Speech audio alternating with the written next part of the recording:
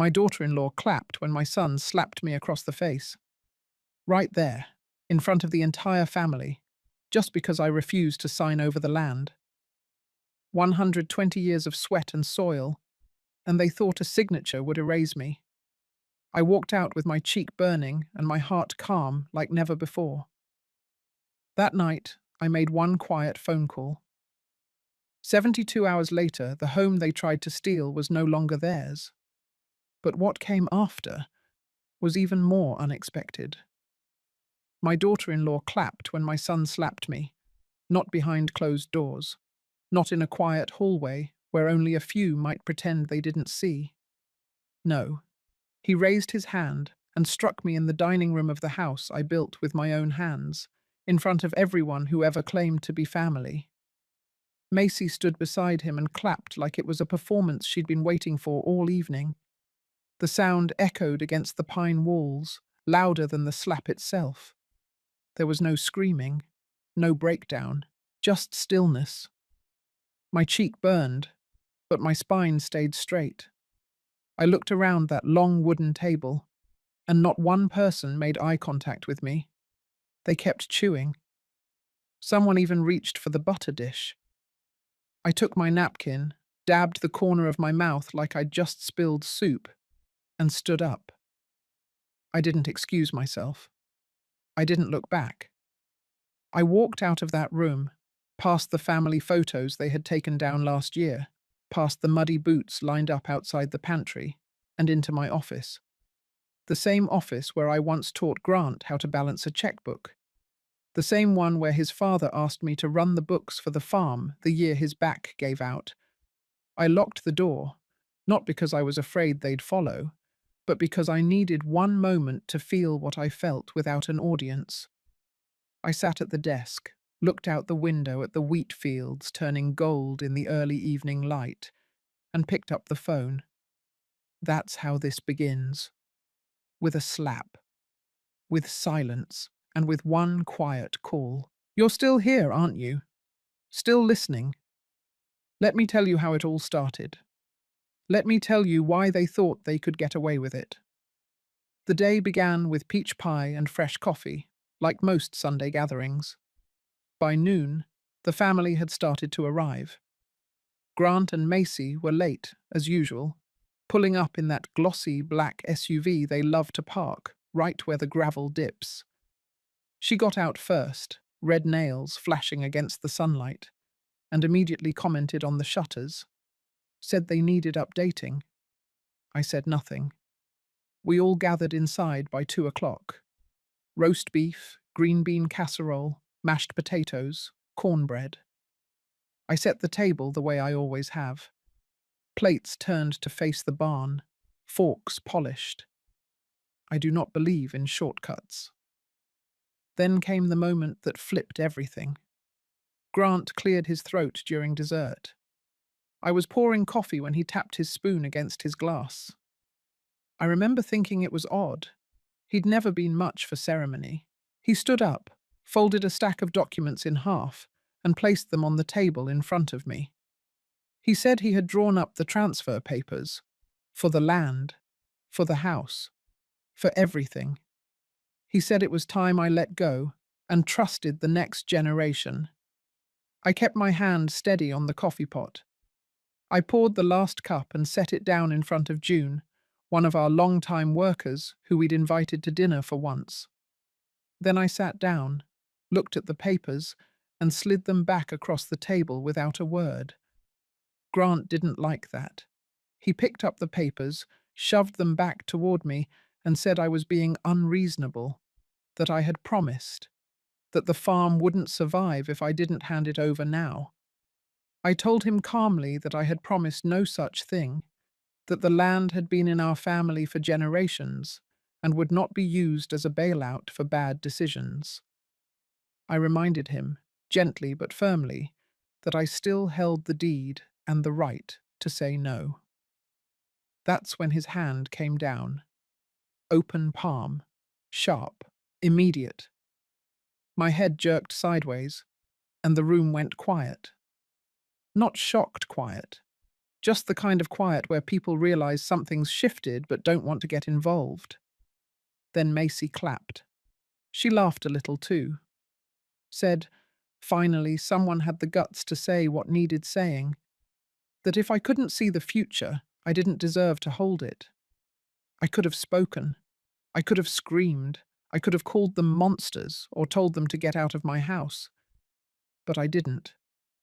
I stood up, walked out, closed the door behind me with both hands steady, because what they didn't know, and what I didn't need to explain, was that while they thought they were taking power from me, I was about to take everything from them. Not by screaming, not by begging, but by using the one thing I still had, the one thing they underestimated completely: control. I made the call that night, just one, and I slept like a rock.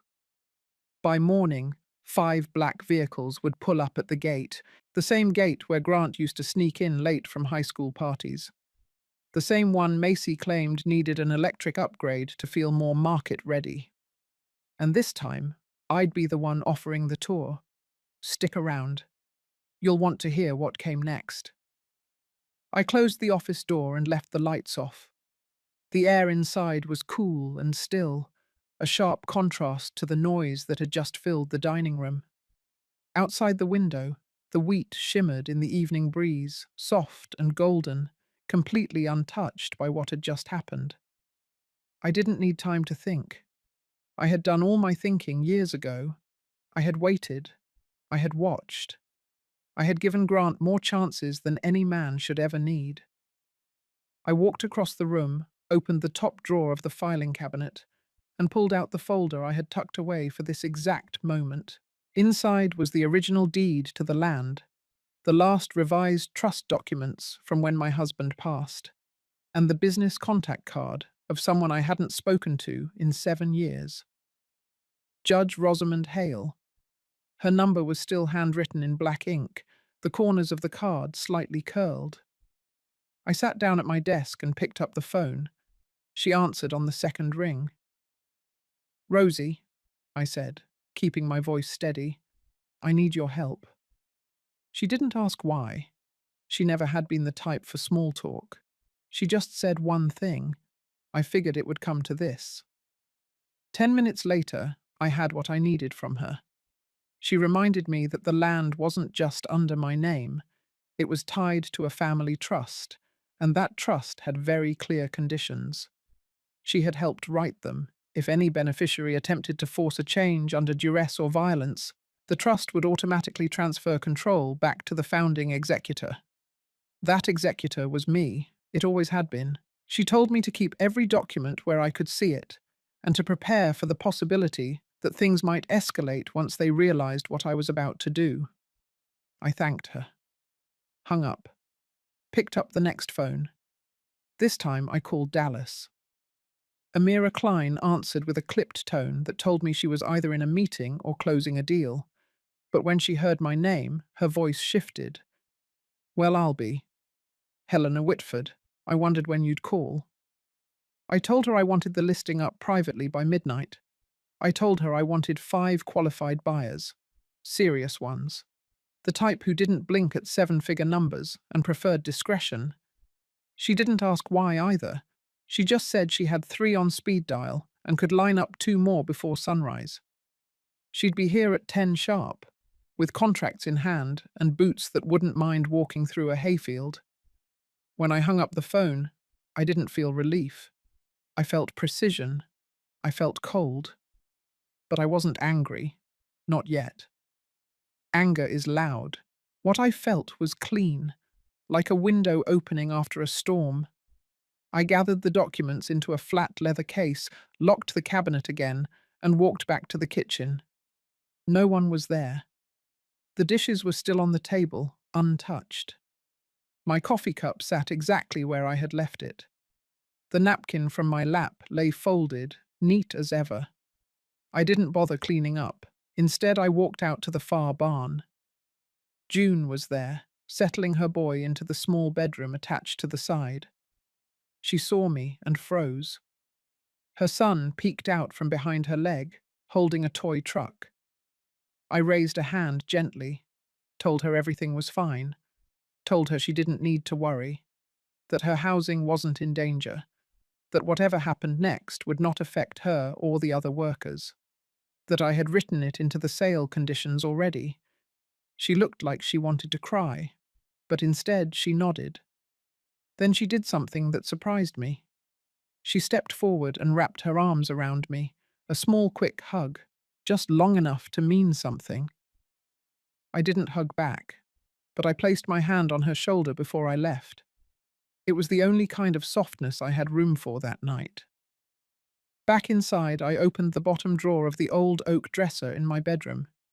Inside was a safe box, and inside that box was the only thing I had ever truly kept from Grant. It was a letter, written by his father before he died. It was addressed to me, but the content was meant for our son. It talked about legacy, about the farm, about how land should never be taken for granted, never seen as leverage, never treated like a lifeline when someone's made a mess of their own finances. I hadn't wanted to share it before. I had thought maybe it would hurt him. Now I realized that Grant had never been hurt by too much truth. He had been fed too many lies, mostly by himself. I put the letter on my desk. Tomorrow I'd decide whether or not to show it to him. But tonight, it would stay there, unopened. I checked the doors, turned out the lights, and walked upstairs. My cheek still throbbed faintly from the slap. I stood at the mirror for a long moment, looking at the shape of my own face. The woman in the glass looked tired but not weak. I went to bed early. My body was still. My mind was not. I thought about Macy, how she had clapped like she was watching a circus. I thought about the other relatives, the silence, the shame they had not even tried to hide. And I thought about Grant, the boy who once followed me barefoot through wet fields, the man who now saw me as a roadblock instead of a mother. I would not be that roadblock any longer. I would remove myself from his path. But not by surrendering. By selling the road he thought he owned. And when he came knocking, confused and furious, he would find nothing waiting for him but the echo of his own choices. Tomorrow would be the beginning. Tonight was the quiet before. And I have always known how to survive in the quiet. The night before everything changed for good, the house held an eerie stillness. Not quiet. No, I know quiet. I've lived in it, welcomed it, built my life inside its slow rhythm. This was something else, a kind of holding of breath, like the air itself was waiting to see what I would do next. I didn't sleep right away. I made tea in the dark kitchen, not bothering with lights. The kettle hissed just enough to remind me that my hands still moved steady, that my body was still mine. I didn't touch the bruised cheek. It had stopped stinging by then, but the warmth under the skin reminded me that memory could settle in flesh, not just in the mind. At 3 in the morning, I went to the mudroom and pulled out the ledger Grant hadn't seen since the year he dropped out of his first semester at university. Back when he'd declared he didn't need books or classes to run a farm. Back when he still asked me for advice. Back when he still called me Mom with a softness in his voice, instead of with that sharp tone like I was an obstacle he was tired of navigating. The ledger had every equipment maintenance schedule, every vendor paid, every payroll slip I had personally checked. I flipped through those pages and thought about all the nights I stayed up late to make sure this land stayed alive while he was still trying to figure out who he was. Now he stood in my dining room demanding I hand it all over like a retirement gift. By 4:30, the sky had started to grey. The birds hadn't yet begun their calls, but the trees had shifted. I could feel it. I always could. Weather speaks differently to those of us who've lived close to the dirt. I changed into a clean shirt and jeans, tied my hair back, and grabbed my boots. I didn't wear makeup. That morning, I didn't need to soften anything. At 5, I walked out to the perimeter fence where I had last seen Grant and his father fixing a broken post. I stood there for a moment, breathing in the scent of earth. I did not feel sentimental. I felt certain. The main house was still asleep. Macy's car was gone, likely at her friend's for the night. She never could handle too much family at once. Grant was likely nursing whatever pride he had left with a bottle in the den. I walked the full edge of the east field and ended up near the silos by the time the sun cracked through. It was the same field where June's boy had learned to take his first steps last spring. The same one where Grant learned to drive a tractor, too fast, nearly tore the front blade clean off. That morning the soil was dry and cracked at the top, but it held life underneath. It always had. By 7, the workers had started arriving in 2s and 3s, quiet as usual. Most didn't speak unless spoken to. That was the rule for years. But one of them, Martin, nodded at me with a kind of respect I hadn't seen in a while. Maybe they had heard something, or maybe they just knew something was shifting. Workers always do. They're closer to the undercurrent than the owners. I gave June a note, handwritten, sealed. It detailed the new housing clause I had already included in the sale conditions. Their living spaces were protected for 2 years minimum, regardless of ownership change, with an option to renew under the same rate. I had Amira draft it formally, but I wanted June to have my words too. She opened it later, I imagine, after I walked away. She didn't speak, but I saw the way her shoulders dropped, the way her son ran out and waved. I lifted my hand back, just once, then turned. At 8, I laid out the documents on the dining room table, not the ones they had brought. Mine. Originals. Clean. In chronological order. I didn't want questions, I wanted facts.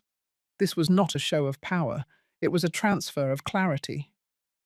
Grant didn't come downstairs until past 8:30. His face was pale, eyes bloodshot. He looked older than he did yesterday. I didn't greet him. He stopped when he saw the files, but didn't speak. I picked up my mug and walked out of the room, leaving the documents behind. He would read them.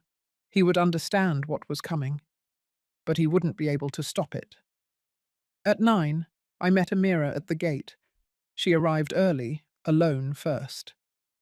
2 assistants followed 20 minutes later with polished shoes and clipboards. Amira didn't make small talk. She handed me a copy of the private buyer list, each one pre-vetted, each one wealthy enough to purchase without loans.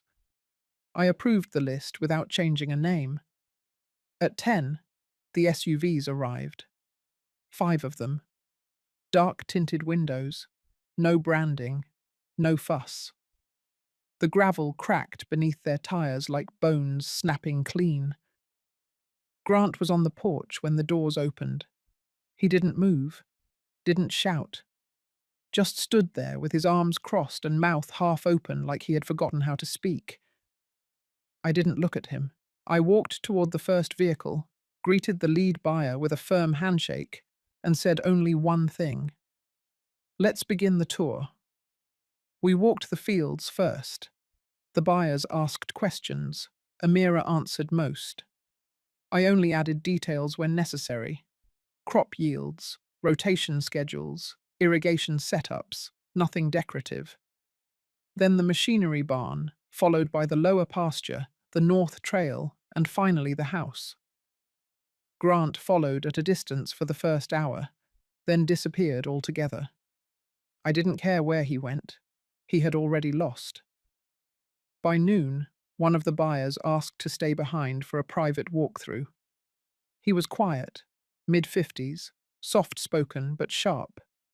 He nodded toward the old oak tree out front and said it reminded him of the one his grandmother used to sit under with sweet tea in the afternoons.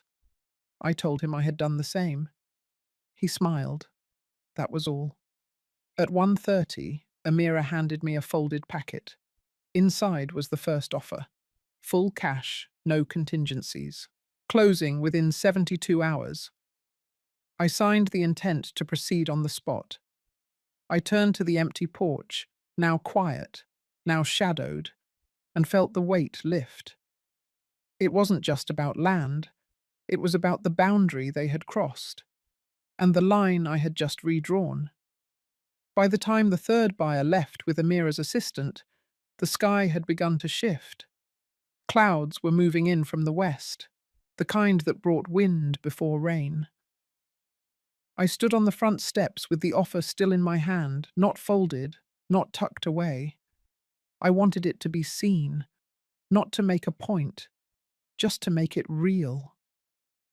Grant was nowhere in sight, but I knew he was watching. I knew he had to be. He wasn't the type to walk away. He was the type who watched from shadows, waited for angles, and called it strategy. The fourth buyer didn't ask for a tour. He simply shook my hand, made a short walk along the front field, then nodded to Amira. That was all he needed. The numbers, the soil, the yield projections. Everything else was already settled before he ever stepped out of the car. By mid-afternoon, the paperwork had doubled. 3 serious offers, 1 soft verbal, and the fifth buyer already requesting contract review through his attorney. Amira moved through it all like a storm on schedule, efficient and exact. She had no use for hesitation. Neither did I. I had asked for 72 hours. We were about to close in half that time. At 4, I received a call from Rosamond. She kept it brief. Said she had followed up on the trust documents, confirmed my full authority under the amended executor clause. But more than that, she had also flagged something else. It wasn't just the land title or the attempted coercion. It was the documents Grant had tried to slide across the table, the ones from the night of the slap. She had seen them, and she noticed something odd. The notary stamp. It didn't match the registration on file. The signature, too, was off. Too clean. Too smooth. She said she was pulling previous loan records just to be sure, but warned me gently. If Grant had submitted forged documents under my name, the fallout would go beyond this sale. I thanked her, told her I had expected something like this, told her I wasn't surprised. The only surprise was how predictable it had become. At 5, Sloane Becker arrived. She didn't announce herself, just stepped out of a dusty sedan, camera bag slung across one shoulder, phone already in hand. Her face looked curious, not invasive. She nodded once toward the house, then to the buyer's vehicles still lined along the gravel. I didn't wave her off. She didn't ask for a statement. Instead, she said she had been sent the video. Someone at the table. Probably one of the younger cousins. Probably someone who hadn't expected what would happen next. The clip showed the moment of the slap. Clear, sound crisp, faces unmistakable, then Macy's clapping, her laughter, the hush that followed. Sloane said she was running the piece for the local paper, but likely it would go wider, regional at least, maybe national, depending on who picked it up. She had already reached out for background. A few people in town had filled in the blanks. Grant's name, his attempt to restructure loans through the farm's equity, his silence after the incident, his absence that morning. I nodded. I didn't ask her to hold the story. She paused before she left. Said she didn't often see stories like this unfold in real time. Said it felt like the end of something, but also like the start of a reckoning. She didn't ask how I felt. That was a mercy I didn't take lightly. At 6, I stepped back inside. The house smelled like dust and wood polish. Familiar. Still. I walked into the kitchen. The coffee from the morning still sat half full in the pot. I poured a cup, took it black, and sat down at the table. Grant walked in 20 minutes later. His eyes were bloodshot. No words. He looked at the papers, the offers, the contracts. He looked at me. Then he turned around and walked out. He didn't slam the door. He didn't speak. That silence was louder than anything he had ever said to me. At 7, Macy arrived in a different car than usual. Something borrowed. Something older. She came in through the back, her heels too loud against the tile. She saw the documents, the empty living room, the way the light had faded from the windows. She didn't touch anything, but she said one word before she turned to leave. Already. I didn't respond. She left the way she came, fast and stiff. At 8, I called Amira, told her to initiate the full close. We wouldn't wait for 72 hours. 48 would do. Amira agreed, said she'd send the final signatures through encrypted doc chain by morning. I went upstairs, changed out of the clothes I'd worn all day, and sat by the window. Outside, the trucks began to disappear. Only one buyer remained, speaking quietly with her assistant. The house felt lighter, not empty, just less weighted. At 9, Rosamond called again. She had spoken to the county clerk. There was a loan, submitted 2 years ago in both my name and Grant's, but I had never signed it. The clerk faxed over the scanned page. The signature looked like mine. Almost perfectly. Almost. But it wasn't. And now that the trust was changing hands and the farm being sold, that loan would trigger a deeper audit, which meant Grant would have to answer questions, and likely so would Macy. Rosamond said we didn't have to press charges, but we wouldn't need to. The bank would do what banks always do, protect their money. By 10, I turned off the lights. The house, for the first time in years, felt mine again. Not because I had taken something back, but because I had stopped giving it away. By morning, the silence broke. I was standing in the garden when I heard the first knock, not on the door, but on the fence. The sound of knuckles on wood. Hesitant, but steady. I didn't go to answer. I knew who it was. I also knew why. Instead, I walked to the corner of the porch, took my seat on the old wicker chair, and waited. It wasn't long before I saw Grant, not walking toward me, but pacing back and forth along the driveway. He wasn't looking for conversation. He was watching the road, watching the gate, watching for cars that used to belong to us but no longer did. He looked like a man standing in front of something that used to be his, and he looked like he finally realized it no longer was. Around 8:30, the phones began to ring. June came out first, holding hers with both hands, eyes wide. She didn't speak, but she held the screen out to me. Local news, video clip, a still frame of the slap, frozen in the worst possible moment. My face turned, Grant's arm halfway through the swing, Macy blurred behind him mid-clap. The headline was simple. Local matriarch assaulted in inheritance dispute. I took the phone, looked at it for a full 10 seconds, and handed it back. No comment. No shock. I had felt it coming for days. At 9, the press van rolled into the road, not onto the property, just up to the gate. Sloane stood beside it, dressed in jeans and a windbreaker, notebook in hand. She didn't approach the house. She stood where she was and waited. I appreciated that. I nodded once, then returned inside. The phone in the kitchen was blinking with new messages. 17, then 22. I didn't answer.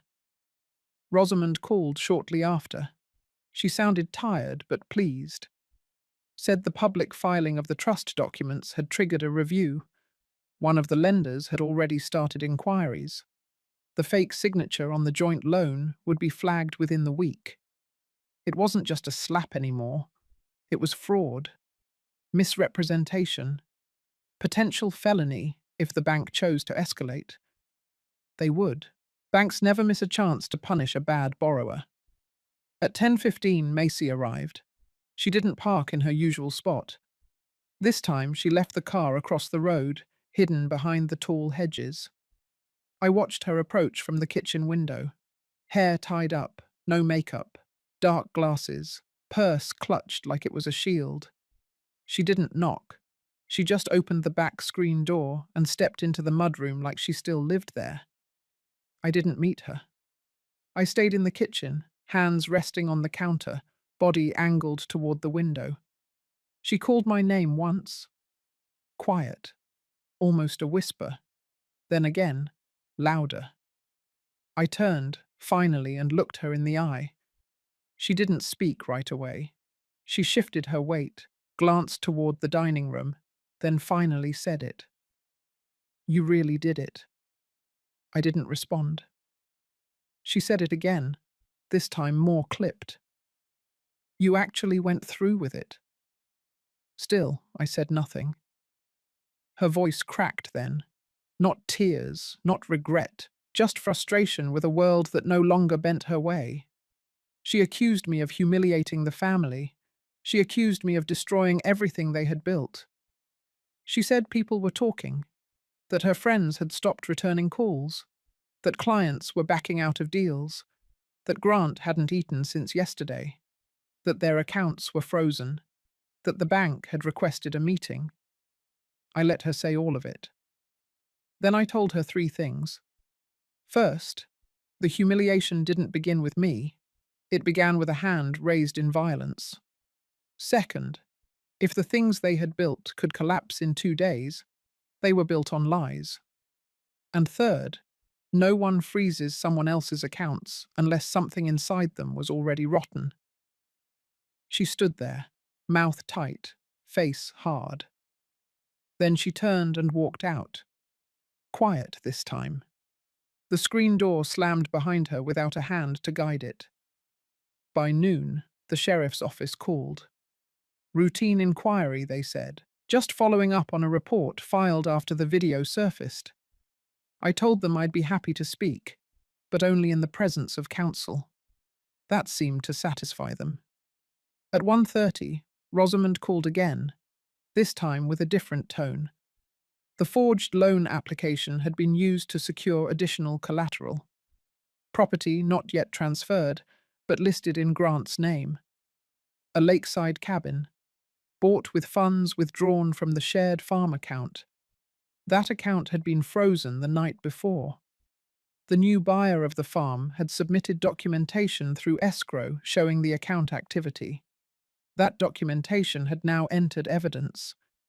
Rosamond said the timeline was accelerating. Grant would be contacted formally within 72 hours. I went upstairs and opened the guest room closet. Inside, I found the shoebox where I kept old papers. Inside that, I found the letter again, the one from my husband. I read it this time, all the way through. It spoke of disappointment, of legacy, of fear. But most of all, it spoke of love. A love buried under duty, under pride, under the endless weight of keeping something alive that no longer served who we were. He had written that if Grant ever forgot the meaning of the land, to remind him not with lectures, but with actions. That line stayed with me. I folded the letter, placed it in a new envelope, wrote Grant's name on the front. Then I placed it on the kitchen table and walked away. At 3, Amira called. All final documents had been signed, wire transfers initiated, full payment received, farm legally transferred. She asked if I wanted a hard copy delivered. I said yes. The property would belong to someone else by midnight. The house, the fields, the barns, the equipment, everything. Everything but the memory of it. That I would keep, and I would carry it clean. It was just past 10 when the wind shifted.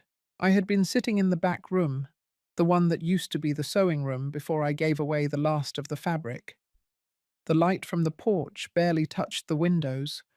but I could see the outline of the oak tree swaying slowly in the dark. It had always creaked when the wind picked up, but that night it sounded more like breathing. I didn't stand. I didn't move toward the door. I just waited. By then, I knew the rhythm of his footsteps. Heavy, impatient, 2 strides faster than necessary. Grant had never known how to walk into a moment quietly. He always came in like he was owed the room. The door didn't knock. It didn't creak. It opened hard, all at once. Then it stood there, wide, letting the night spill in. He stood at the threshold, soaked from the drizzle, hair flat against his forehead, shirt clinging to his chest. He looked older than 2 days ago, not in the way that comes from time, but in the way that comes from consequence. He didn't speak at first, neither did I. He stepped in, slow now, slower than I'd ever seen him move, like the air inside the house had changed its weight, like something about the place no longer belonged to him, and he could feel it down in his ribs. I rose, finally, and walked into the kitchen. The envelope was still on the table, right where I'd left it. The letter inside, folded neatly. I didn't pick it up. I didn't hand it to him. I simply sat in the same chair I'd always taken, the one nearest the window, and waited again. Grant followed. He took the chair opposite mine, across from the envelope, and sat without asking. When he finally spoke, his voice was hoarse. He didn't say he was sorry. He didn't ask why. He just said one sentence. "You really sold it." I nodded once. He leaned back, hand rubbing his jaw like he was holding something in. His eyes drifted toward the letter, then away again. He said he had seen the bank notice, that the loan had been flagged, that the meeting had been cancelled, that the cabin was frozen. He said he had spoken to Macy, but she wasn't coming back. Said she had taken the car and a suitcase and gone to her sister's. He didn't know where else she might go. I listened. I didn't interrupt. Not once. Then he asked, almost under his breath, how long I had planned it. I told him the truth. I hadn't planned it until he slapped me. He flinched, not because of the words, but because of the way they landed. That's when he finally looked at me, full in the face. Not defiant, not pleading, just confused in a way that looked too late. He asked what he was supposed to do now, said the house was gone, the land too, said everything he had counted on had vanished in 3 days. I could see the panic behind his anger, the way his shoulders pulled in like he wanted to shrink himself but didn't know how. I let the silence sit for a long moment. Then I answered. I told him that what he had counted on was never his, that he had mistaken access for ownership and kindness for debt, that the land had held our family for over a century, and it had never once been his to take. I reminded him that legacy isn't something you demand, it's something you earn. He stayed quiet after that. His eyes dropped to the letter. I told him it was from his father. He didn't move. I told him it had been written the year before he died, that it was meant for him, but I had kept it, thinking he wasn't ready to hear what it said. I said nothing more. Grant reached for it, slowly as though touching it might burn. He opened it, unfolded the page with both hands, and read. He didn't cry, but I watched his jaw shift once, then lock again. When he finished, he set the letter down, but didn't push it back. He said he had thought the slap would wake me up, that I was clinging to the past, that I didn't see how close the farm was to failing. He said he thought he was saving the family. I told him no one saves a family by breaking its foundation. He stood after that. Not fast, not sudden, just done. He didn't take the letter. He left it where it sat, between us. At the door, he paused. He said he didn't know what to do now. I told him that starting over was the only honest option left. He nodded, once, then stepped out into the dark. The door closed gently this time. I stood there for a long while, hand resting on the back of his chair. The room smelled of rain and regret. When I finally returned to my seat, I picked up the letter, smoothed the folds, slid it back into the envelope. I placed it in the drawer where I keep the things that remind me who I am. Outside, the rain had stopped. The next morning came quiet. No birds, no wind. Just that thick kind of stillness that clings to the air after a long night of unraveling something that's been too tight for too long. I made my coffee slowly, took it to the back porch, wrapped myself in the old quilt with the faded green border, and sat there watching the field mist curl up from the earth like breath from a tired animal. It felt peaceful, but not empty, more like something had settled. The silence was mine again. I hadn't expected peace to feel so heavy. Around 8, the first knock came. I didn't move. It was sharp, rushed, the kind of knock people use when they expect you to jump. I didn't. I took another sip instead, let the steam touch my nose, let my shoulders relax back into the chair. The knock came again, then silence, then a car door, a slam, tires spinning back down the gravel. 20 minutes later, another one came. Different knock. This one lighter, more deliberate, almost embarrassed. I didn't rise for that either. I had already decided that today no one got my time unless they had earned it. And no one had. The third car pulled in just after 10. This time I heard heels, fast, sharp taps across the porch, like someone trying too hard to look like they weren't rushing. And then before the knock, I heard her voice. It was Macy. She didn't call my name. She didn't beg or curse. She just stood there for a moment, long enough that I could hear her breathing. Then she spoke, soft, like her voice was hiding behind the screen door. She said she didn't come for forgiveness. She didn't expect comfort. She said she came because she needed to understand. Understand how everything had changed so fast. Understand how I had done it so quietly. Understand why Grant had walked out of the house last night, with nothing but his keys and a paper in his hand. I stayed quiet. Still. Unmoving. She said she had lost her job 2 days earlier, that her name was on none of the paperwork for the cabin, or the loan, or the land, that the lawyer she had spoken to told her she had no claim, that everything she thought was her future had collapsed inside of 3 days, and that she no longer knew where to go. She said she had made mistakes. Big ones, small ones, the kind that stack up in the corners of your marriage until they fill the air and push out all the love. She said she didn't come to apologize, just to tell the truth. Then she sat down on the porch steps. I waited. 10 minutes passed, then 20. She didn't leave. And then softly she began to talk again. But not to me, just out loud, maybe to herself, maybe to the wind.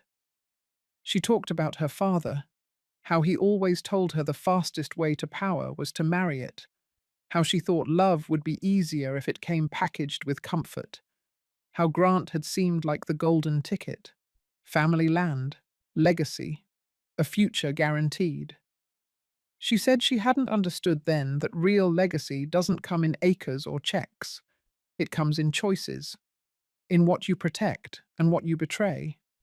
She said she betrayed too much. Still, I didn't speak. I couldn't tell yet if she was peeling something off or just playing another role. But then she said something different. She said she read the letter. I froze.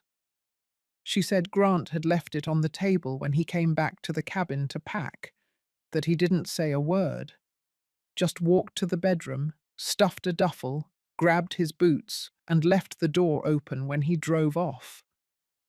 She said she sat there for a long time, staring at the envelope, and then she opened it. She told me she cried, and she said it wasn't the words that broke her, but the tone, the gentleness, the way his father had written about grace and character, and the hope that his son would know how to carry both with care. She said she realized she had never heard Grant speak like that, and it scared her, because it meant there was a part of him she had never touched. She said she wasn't proud of herself, but she wasn't trying to escape that. She said she just wanted me to know that the letter had done something, that it had shown her what kind of man she had helped build, and what kind of woman she had become beside him. That's when I stood.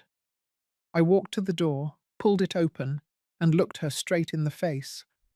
Her eyes were tired, no makeup, hair knotted behind her head, hands clenched in her lap. I told her I wasn't angry anymore. She blinked.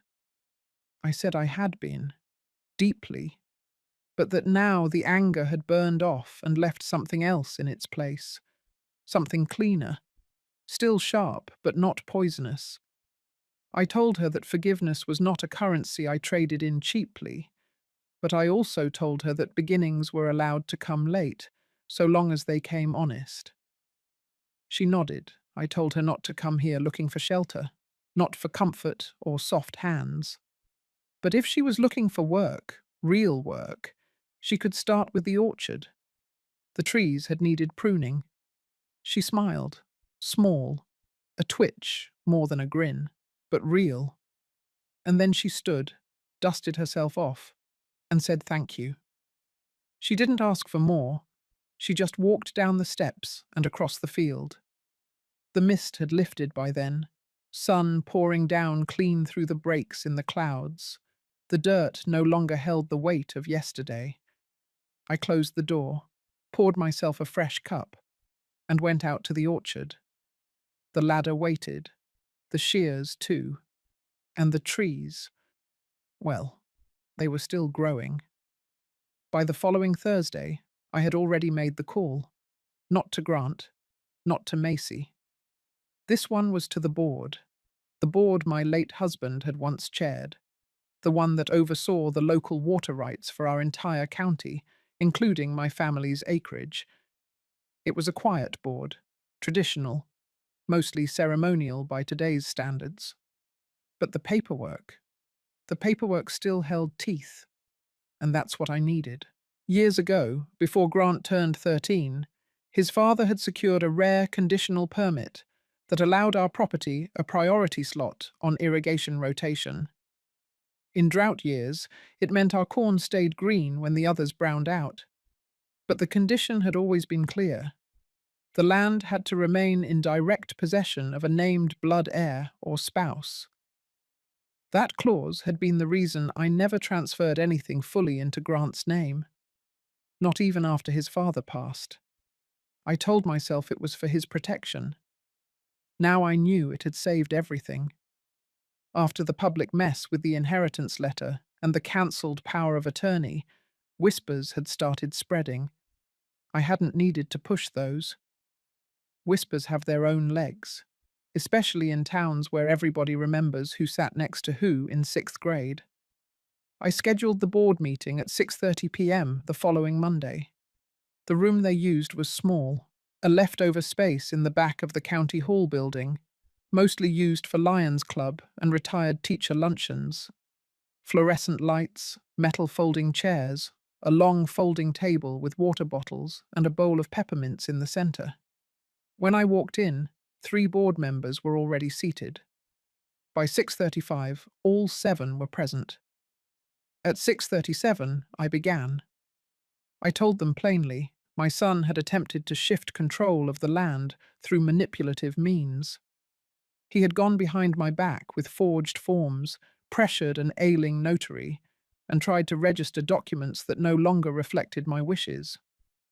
Worse, he had done it while positioning the land as collateral for a construction loan through a third party, Macy's cousin's husband, apparently.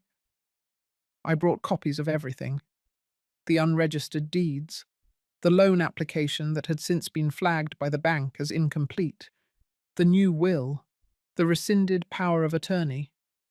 And then lastly, I laid out the irrigation permit. I asked the board to formally review the clause and, if necessary, freeze access to the water flow until the deed was legally reaffirmed under its original standing. Mine. They asked one question, not aloud, just a look, a pause. Then the head of the board, a woman named Carol, who once babysat Grant when he was teething, nodded slowly and said she would make the motion. A unanimous vote followed. It was quiet, efficient. There would be a temporary suspension of all irrigation allotment to the disputed parcels until further notice. I thanked them, gathered my papers, and left. That night, I didn't sleep. It wasn't nerves. It was clarity, a kind of clear sky inside me I hadn't felt in months, maybe years. The next day I received a voicemail. It was from a man named Stan Pickering, attorney. He represented the Regional Subcontractors Guild. Apparently, they had been approached by Grant and Macy's team to bid on a new build, a 4-home split subdivision on what was once the backfield of my south pasture. Now that water access had been frozen and the bank's title check had stalled, the project had collapsed. They wanted answers, and they wanted someone to blame. I didn't return the call. 2 days later, the town paper ran a short piece on the front of the local section. It had no photo, just a small headline: Permit Reversal Delays South Hill Development. A quote from Carol was included. She said the board had acted in accordance with legacy bylaws and with full legal transparency. Another quote, from an anonymous source close to the developer, claimed the delay was unexpected and personally motivated. I didn't reply to that either. Instead, I went to the library. In the archives section, there were old records, dusty things, fragile maps, faded letters from settlers, deeds written in fountain pen. I pulled up everything I could find on our land's original claim. Not for battle, not even for defense, but for myself. I needed to feel it again, the depth of it, the reason it mattered. I spent 3 hours tracing a map drawn in 1889. It showed the property as part of a larger tract called Caldwell North Edge. A tiny note at the corner, almost invisible, read, "Reserved for good soil and better daughters." I don't know who wrote it, but it stayed with me. That night, I made my second call. This time, to a woman named Dee. She ran a non-profit in the next county, focused on women farmers over 60. She had spoken once at a harvest dinner I attended years back. Her voice was rough, like gravel, but her mission had always been strong. We talked for nearly an hour. I told her what had happened, what I wanted to do. I said I didn't want revenge anymore. I wanted legacy. She said she understood. By Friday, she had emailed me a draft. It was a proposal, a partnership. My land, still in my name, would become the regional host site for a new training program: women-led agriculture, micro grants, mentorship, soil stewardship, economic autonomy. My condition was simple. I would fund the first 2 years with proceeds from the mineral rights my husband had left untouched, and I would bequeath half the land into a foundation, non-transferable, non-mortgageable, immune to sale or seizure. The rest would stay mine until I died. After that, it too would pass into the foundation. There would be no nameplates, no family seals, just fruit, soil, shade, something real. I signed the papers the next Monday, alone, at my kitchen table. Then I took them into town and handed them to Dee in person. She cried. I didn't. I had already shed what I needed. That night, I walked the edge of the orchard. The moon was low. The air smelled of cut grass and the sharp green of unripe pears. Somewhere in the field, a fox darted past, and I felt not powerful, not victorious, just steady, as if the land beneath me had finally stopped shaking. The letter came in a crisp white envelope, hand-delivered by someone I didn't recognize. No name on the return, just the address of the restaurant in embossed gold print across the top. Sable Ridge Inn. That place had always felt like it tried too hard. It was where the bankers and retirees with second wives liked to take pictures of their dessert. The invitation was for a private dinner. 8 p.m. Friday. No listed host, no explanation. But I knew. I showed up 10 minutes early. The maitre d' blinked when I gave my name. Then he smiled, that tight, trained smile people wear when they sense money or scandal. They led me through a dim corridor, past a row of booths, to a glass room at the back. The doors were closed, the lights low, candles flickering on a long table that stretched nearly the width of the room. At the far end sat Grant and Macy, dressed like it was their anniversary, eyes gleaming like they were waiting on a performance. There were 3 empty chairs between us. I didn't sit. Grant stood, his hand gesturing to the nearest seat like he thought he still had power, like he believed this was his boardroom now. I stayed standing. He cleared his throat and tried to smile. He said it was time to talk, that the past few weeks had been a learning experience, that they had overstepped, misjudged. He said he had consulted with a new advisor, someone more familiar with generational estates and rural trusts, that the situation was salvageable, that he was willing to make amends, that they were willing to offer me a structured agreement. I almost laughed. Macy leaned in, her tone syrupy, like she was explaining a gift basket. She said they were prepared to include me in a co-ownership model, that my name would be honored in any press surrounding the new development. The development that no longer had water. The development the bank had quietly walked away from. The development I now legally blocked. I looked at them for a long moment, studied the sheen on Macy's nails, the twitch just behind Grant's jawline. I said nothing, just took a step back. Grant's voice rose slightly. He said this was my chance. He said I could still leave something behind, that I didn't want to be remembered as bitter. He used that word. Bitter. And something in me clicked. Not in anger, not in pain, in stillness. I finally sat, folded my hands, and spoke clearly.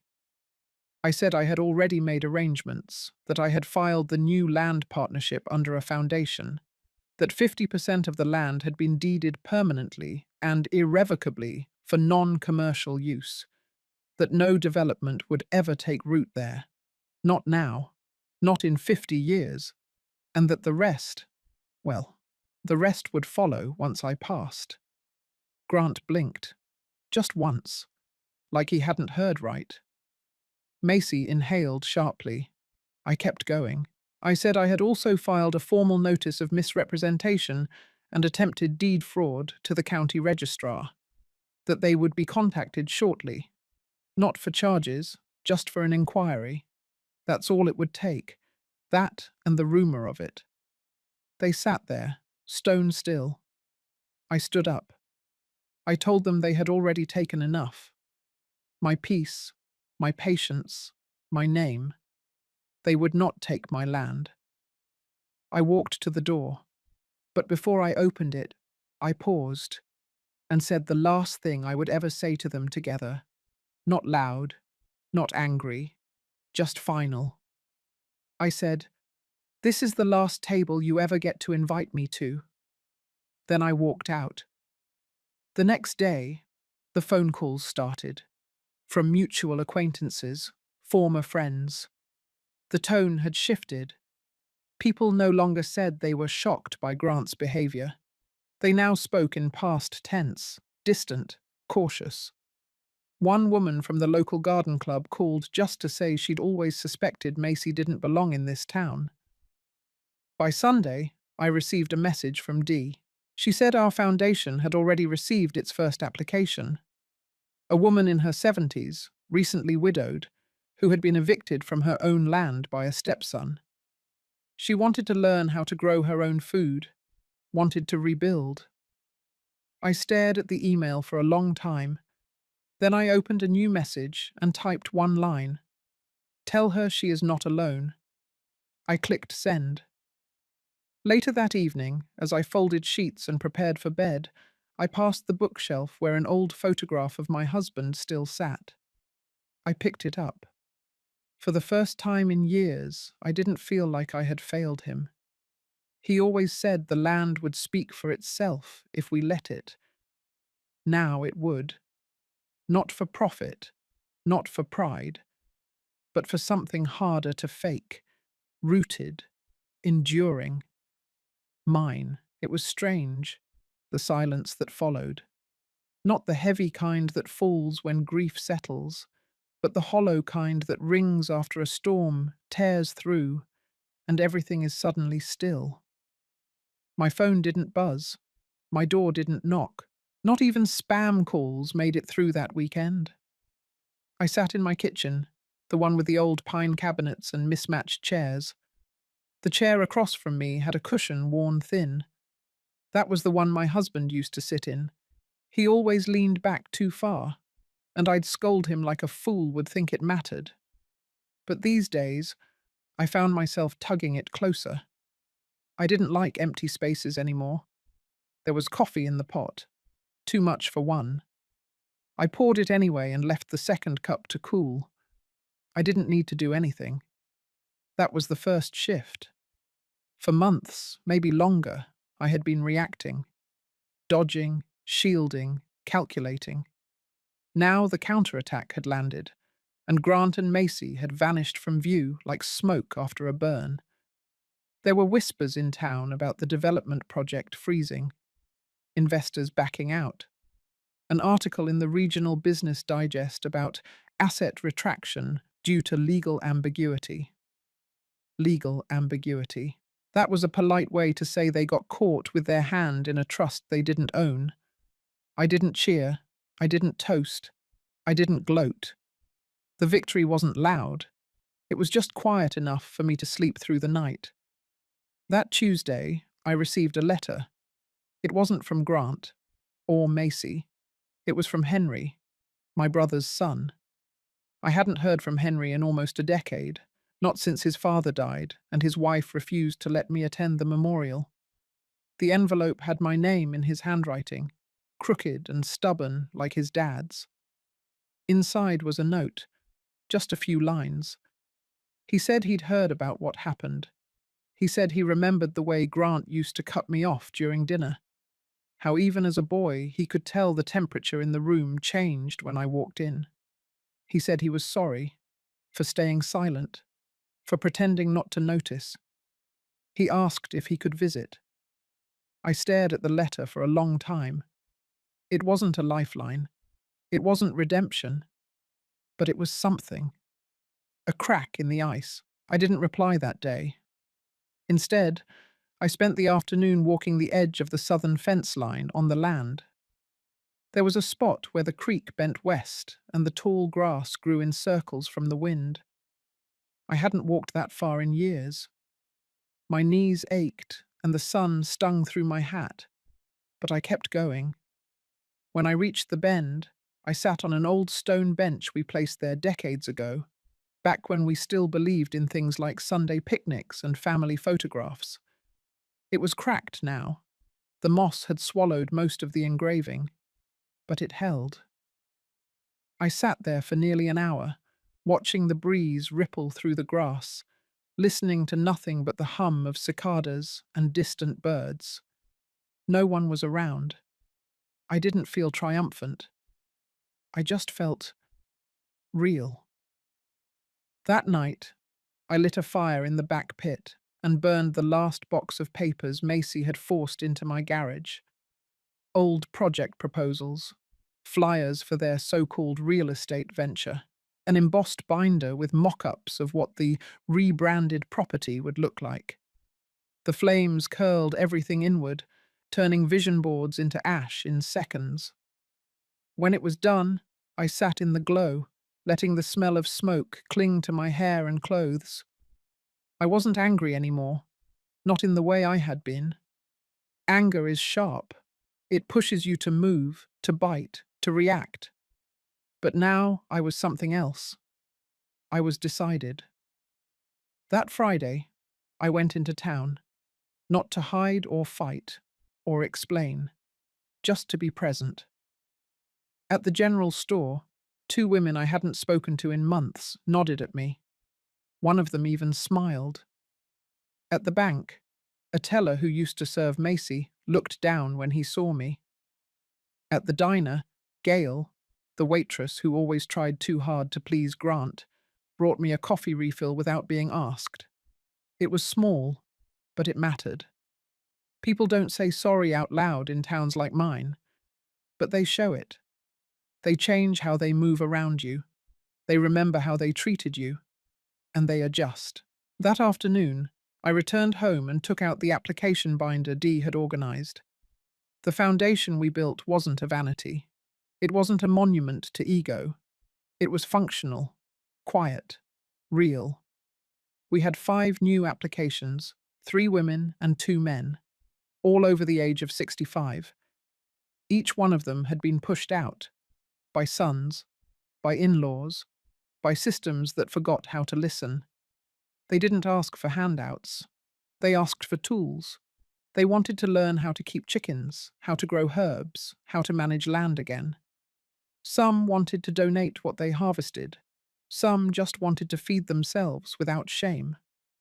I read every word, and I approved every single one. Because I knew now, the land didn't belong to those who talked the loudest or built the flashiest fences. It belonged to those who stayed when the fire died out, those who planted again, and again, and again. That night, I sat by the window in my living room, the one that looked out over the east pasture. The stars came early in September. No clouds, just a velvet sky and the hint of something better. Not revenge, not applause, just quiet. And for the first time in a long, long while, I let myself rest. I was rinsing the herbs in the sink when I heard it. Tires on gravel, not fast, not aggressive, but hesitant, almost unsure if they should continue down the path at all. I didn't check immediately. I let the sound come to me like everything else had lately. When the knock finally came, it was faint. I dried my hands slowly. No panic, no curiosity. Just a calm knowing that the story wasn't done yet. When I opened the door, I saw him. Grant, standing on my porch in a navy jacket he hadn't buttoned, hair longer than usual, and face drawn tight. Behind him, Macy sat in the passenger seat, eyes shielded by large sunglasses even though it was cloudy. He didn't speak right away. He didn't have to. His whole posture had changed, shoulders slightly hunched, chin dipped lower, hands wrung together. It was the posture of a man who no longer believed he was invincible. I didn't invite him in. Instead, I stepped outside, pulling the door softly behind me. He tried a smile. It didn't reach anywhere near his eyes. He began with small talk. Said he had been staying with a cousin out west. Said things had been complicated. That the press had been relentless after the legal freeze. That Macy's investors had backed out one by one. That their joint accounts had been investigated for improper use of trust funds. He said Macy had a breakdown. He said he was trying to get help for her. He paused there, maybe hoping I would soften. I didn't. He shifted, lowered his voice, and said he missed the land, that he drove through town and saw the pasture had been turned into a volunteer garden, that people were talking about me again, in good ways. with respect. He said it felt like everything had come full circle. Then he asked to walk the fields. That was his mistake. I told him plainly the fields weren't his to walk anymore, that the soil had long stopped recognizing his footsteps. He bristled, for just a moment, that old spark of entitlement flaring up, but it died quickly. Then he said the words had been waiting to hear, but not in the way I thought I would hear them. He said he was sorry, but not for what he did. He was sorry it hadn't worked out, not sorry for betrayal, not sorry for the legal ambush, not sorry for calling me senile in front of board members. He was sorry they lost. I could see it in his eyes. Regret rooted not in shame but in consequence. He thought maybe, after everything, I would be the last place he could retreat to. He was wrong. I told him in the clearest voice I could muster that forgiveness wasn't something I owed him, that what he got wasn't just money or land or comfort. He took time. Time I had to spend fighting instead of healing. Time I spent doubting instead of building. He took my peace, and I had to carve it back inch by inch. He didn't argue. Maybe he couldn't. Instead, he looked back at the car. Macy hadn't moved. I stepped closer, told him I wanted no more visits, no sudden reappearances, that this porch was the closest he would get to my world from now on. Then I turned and went back inside. No drama, no door slammed, just a click. I stood in the quiet for a long moment, not shaking, not proud, just anchored. That night, I watched the security footage again. The new system D installed caught everything. Grant's slumped shoulders, Macy's still silence, their slow pull away down the gravel. I didn't watch it out of spite. I watched it so I could remember the moment I reclaimed my threshold. The next day, the board of the foundation gathered for our seasonal review. We sat around the kitchen table, papers spread out, coffee cups half filled. Dee took notes while James reviewed the outreach metrics. Applications were growing, not just from our county, but from two others. People were referring friends, strangers, elders who had been pushed out of homes, titles, lives. We approved a second greenhouse, then a partnership with the community college to offer agricultural courses for senior citizens. And finally, we signed off on a retreat weekend for women over 60 who needed quiet. Just that. Quiet. No one mentioned Grant. No one mentioned Macy. They no longer hovered in my conversations. They no longer shaped my days. That evening, I sat outside as the sun settled low across the field. I thought about thresholds, how we spend years building them, then let people walk over them like they are nothing. I thought about the strength it took to not just rebuild a home, but to reinforce the line where the porch ends and the world begins. And I knew I had done it, not by force, but by clarity, by drawing a line that no apology could cross unless it carried truth. And Grant didn't have it. But I did. I had all of it. The days moved slower after that final visit, but not in a dragging way. It was the kind of slowness that feels earned, like the quiet after a storm, when the air is still thick with memory, but the ground has stopped trembling. I started waking up before the birds again, not because I had to, but because I wanted to. I'd sit on the porch with a mug of black coffee, barefoot, letting the cold wood wake me up. There were mornings when I'd think about what used to sit in front of me, the family I imagined, the loyalty I believed was unshakable, the false warmth I accepted for far too long. But I didn't cry anymore. What surprised me wasn't that I had survived it all. It was that I could still feel joy in the small things, the tomatoes that finally took to the new soil, the faint hum of the radio in Dee's truck as she pulled up with fresh supplies. The gentle laughter of a woman in her 60s, learning to prune vines for the first time and calling it her therapy. There were still moments when echoes of the past tried to claw their way back in. A phrase someone would say, a headline about another elder defrauded by their own children, the sound of Grant's voice on an old voicemail I hadn't deleted yet. But they didn't control me anymore. I had built something stronger than memory. The Foundation's annual event arrived quicker than expected. We decided not to rent a banquet hall. Instead, we cleared out the barn, dressed it with soft lights, handmade banners, and long wooden tables decorated with bundles of lavender and rosemary. People came, not in formal wear, but in boots, denim, sun hats, and aprons. Some brought pies, others brought stories. One woman stood up and shared how she'd been quietly erased from her family's trust, then spent 10 years feeling like she had nothing left to offer. Until she saw our community flyer and decided to come plant herbs on a Tuesday morning. She said she found her voice in the silence between soil and sky. And that was the moment I realized the revenge had ended long ago. What I was living now was something far more powerful. Restoration. Not just of my reputation or land or pride, but of meaning. When the event ended, and the last guest hugged me goodbye, Dee and I stood alone under the hanging lights. She didn't say much, just handed me a small notebook she had stitched together with pressed leaves for a cover. Inside were letters, dozens, from women who had come through our program, each one written to me.